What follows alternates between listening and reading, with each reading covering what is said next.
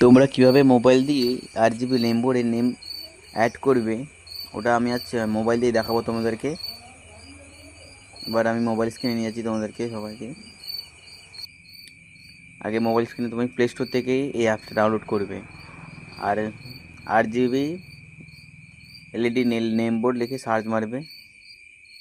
আমার মোবাইলটা ল্যাগ করছে, ছোটো মোবাইল তো।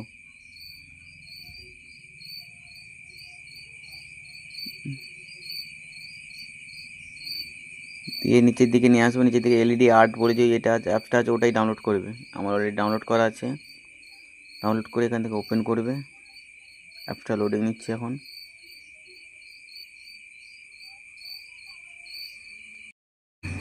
অ্যাপসটা ওপেন করেছি, এর আগের প্রোগ্রামিংটা দেখাচ্ছে। এবার ওয়াইফাইটা কানেক্ট করবো। আগে নেটটা অফ করে দিই। মনে রাখবে মোবাইল নেটওয়ার্ক যেন অফ থাকে। এই যে অ্যাপসের ওয়াইফাইটা দিয়েছে, এখানে পাসওয়ার্ড দিয়ে কানেক্ট করবে। আমার অলরেডি কানেক্ট করা আছে। তো পাসওয়ার্ডটা তুমি দোকানে পাবে, যেই দোকান থেকে নিয়েছো ওই দোকানে পাবে। এখানে কি লিখবে বা লিখে ফেলবে তোমার মনের মধ্যে। আমি তোমার চ্যানেলের নাম লিখছি।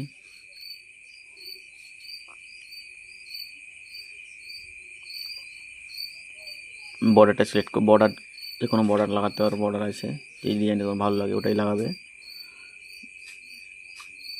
আমার তো হচ্ছে, নিজেরাই দেখে নেবে। এবার সেন্ড। মনে রাখবে এটা যখন প্রোগ্রামিং করবে তখন মোবাইল ডাটা অফ থাকে। আর এর পাসওয়ার্ডটা তুমি যেখানে যে দোকান থেকে কিনেছো এইখানেই ওয়াইফাই পাসওয়ার্ডটা দেবে।